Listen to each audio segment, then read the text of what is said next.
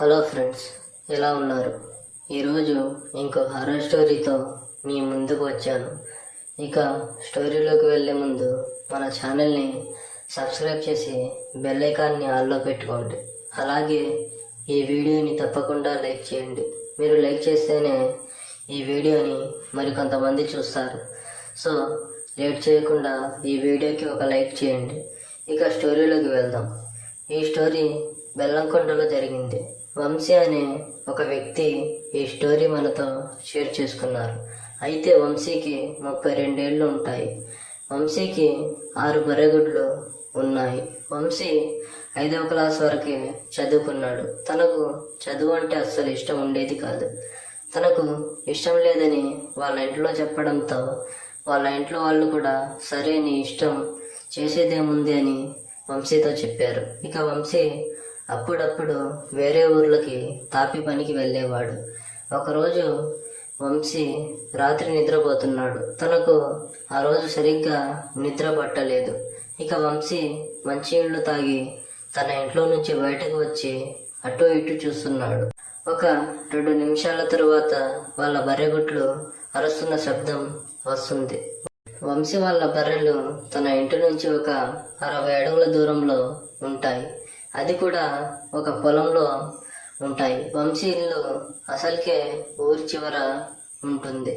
ఇక వంశీ ఆ అరుపులు విని ఈ టైంలో బర్రెలేంటి ఇలా అరుస్తున్నాయి అని ఇక ఆ బర్రెలున్న దగ్గరికి వెళ్ళాడు. ఇక అక్కడికి వెళ్ళడానికి ఒక 20 అడుగుల దూరం ఉంది.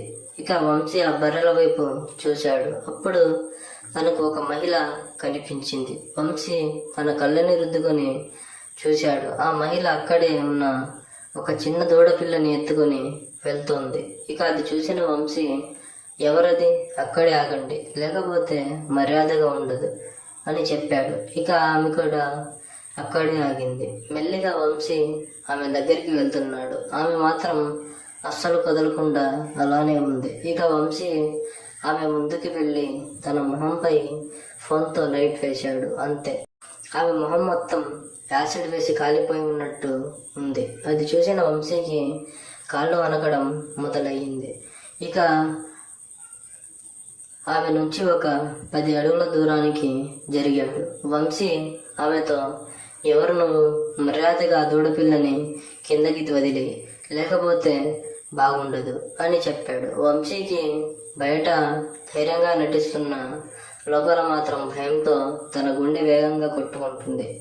ఇక ఆమె తన అసలు రూపం బయట పెట్టింది. తను ఒక దయ్యంలా మారిపోయింది. ఎలా అంటే ఎంత ధైర్యం ఉన్న వాళ్ళైనా వణకాల్సిందే, అంత భయంకరంగా ఆ దయ్యం ఉంది. ఇక వంశీ అది చూసి కేకలు పెట్టాడు.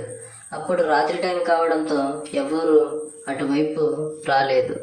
ఎవ్వరికి వంశీ అరిచినా వినబడలేదు. ఇక వంశీ ఆ దయ్యాన్నే చూస్తూ తన ఫోన్ తీసి తన ఇంట్లో వాళ్ళకి కాల్ చేశాడు. వాళ్ళతో, మీరు తొందరగా మన బర్రెల షెడ్ దగ్గరికి రండి, లేకపోతే నేను చచ్చిపోతాను అని ఏడుస్తూ చెప్పాడు. ఇక వాళ్ళ ఇంట్లో వాళ్ళు ఏమైందో ఏమో అని పరుగులు పెట్టి అక్కడికి చేరుకునేలోగా ఆ దయ్యం అక్కడి నుంచి మాయమైపోయింది. అది వంశీ చూస్తుండగానే ఒక్కసారిగా మాయమైపోయింది. ఇక వంశీ వాళ్ళ ఇంట్లో వాళ్ళు వంశీ దగ్గరికి చేరుకున్నారు. వంశీ భయంతో వణుకుతూ ఉన్నాడు. ఇక కొద్దిసేపటి తర్వాత అక్కడికి చాలా మంది వచ్చారు. వంశీ వాళ్ళకి జరిగిందంతా చెప్పాడు. అది విన్న వాళ్ళకు కూడా భయం మొదలైంది. వంశీ వాళ్ళ ఇంట్లో వాళ్ళు ఆ బర్రెల్ని అక్కడి నుంచి తీసేసి వాళ్ళ ఇంటి ముందు పెట్టుకున్నారు.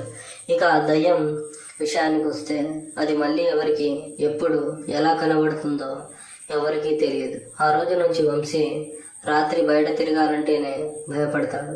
సో ఫ్రెండ్స్, ఈ స్టోరీ మీకు నచ్చిందని అనుకుంటున్నాను. నెక్స్ట్ ఇంకో వీడియోతో మళ్ళీ కలుద్దాం. Bye bye.